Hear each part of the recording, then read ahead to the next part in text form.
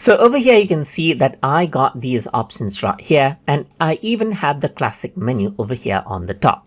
If you want to go ahead and simply turn the classic menu off, then you can simply go around over here onto tools and then hide the classic menu as well. Once you do that, the classic menu is not there anymore.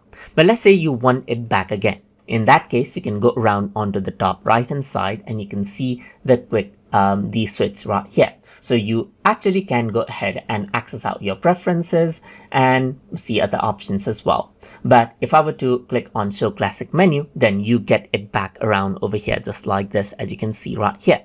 If I were to have the classic menu, you can go ahead and access preferences from over here, and you can also go ahead and check for updates from over here as well, and so forth, just like this. You can also go ahead and recover queue files and so forth right here. And that is how you can go ahead and show and hide classic menu as needed inside of Handbrake.